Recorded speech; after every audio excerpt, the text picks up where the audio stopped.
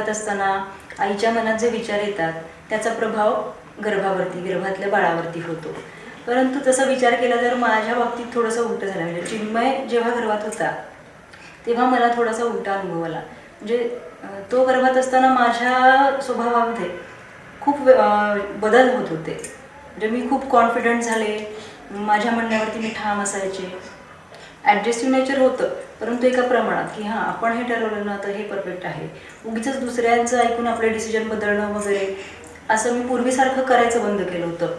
आणि चिन्मय जेव्हा झाला थोडासा मोठा होऊ लागला तेव्हा हे जाणवू लागलं की जे त्यावेळेस माझ्या मनात जे विचार होते त्या प्रकारचा स्वभाव चिन्मयचा आहे.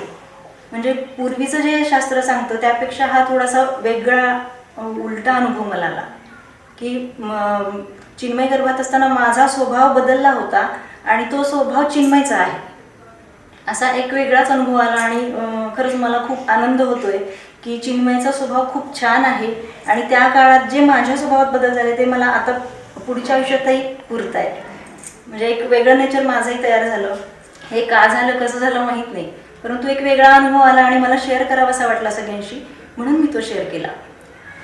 तसं पाहिलं तर चिन्मय आमच्या घरातलं सगळ्या शेंडेफळ आणि ते आजी आजोबांचं, आई बाबाचं आणि भार्गवी दिदीचं अतिशय लाडकं शेंडेफळ आहे.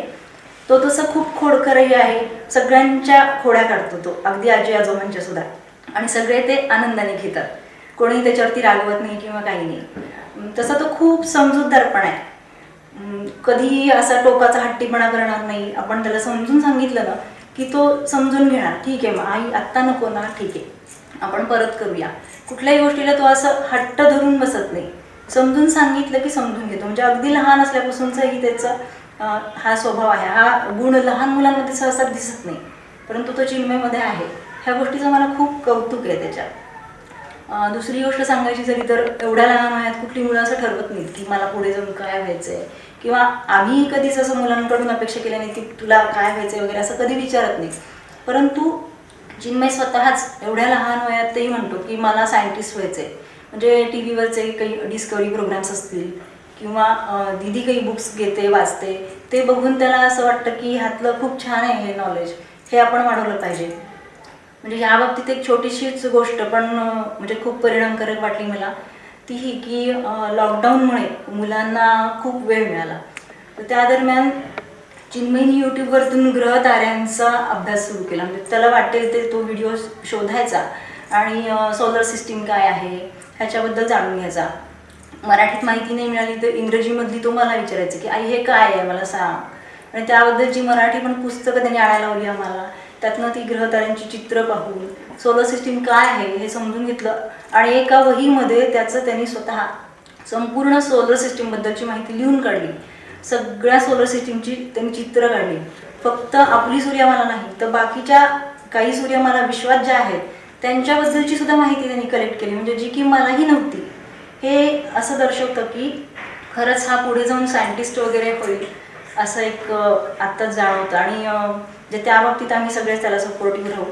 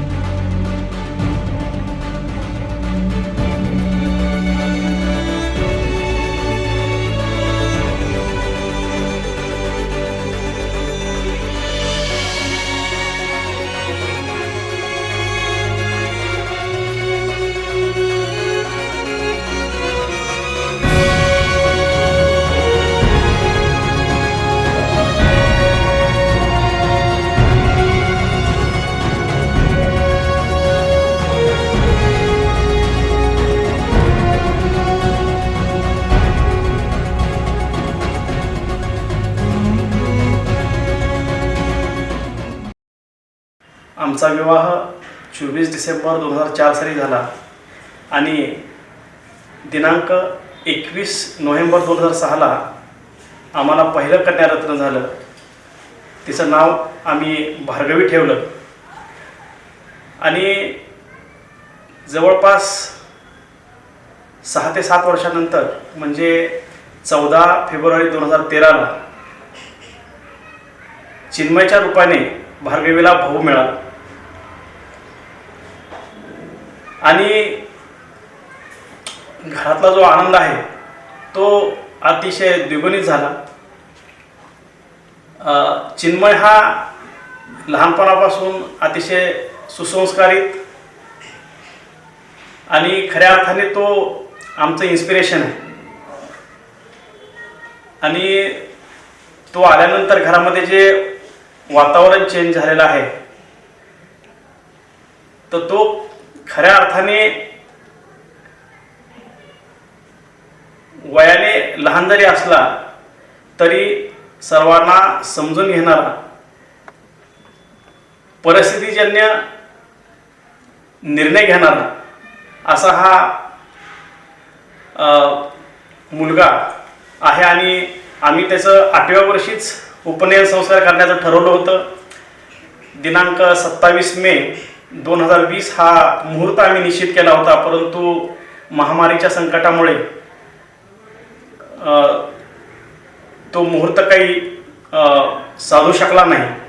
परंतु आपल्या हिंदू संस्कृतीमध्ये जे 16 संस्कार आहेत त्यापैकी हा जो संस्कार आहे तो 8व्या वर्षी होणं हे अतिशय आवश्यक असतं. आणि आज त्यानिमित्ताने 16 फेब्रुवारी 2021 वसंत पंचमी हा त्याचा वाढदिवस आहे आणि तो योग श्रीकृपेने जुळून आला आणि आज हा उपनयन संस्कार अतिशय चांगल्या वातावरणामध्ये अतिशय चांगल्या पुण्यनगरीमध्ये, भगवंत नगरीमध्ये पार पडला. सर्वांचे आशीर्वाद त्याला लाभले. आमच्या दोघांकडूनही चिन्मयच्या भावी आयुष्यासाठी त्याने खूप ज्ञानार्जन करावं, ज्ञानार्जनाच्या जोरावर या देशाची सेवा करावी. त्याचं आरोग्य, त्याचं कर्तृत्व आणि त्याच्या सर्व यशाच्या शिखरांसाठी माझ्याकडून खूप खूप त्याला शुभेच्छा.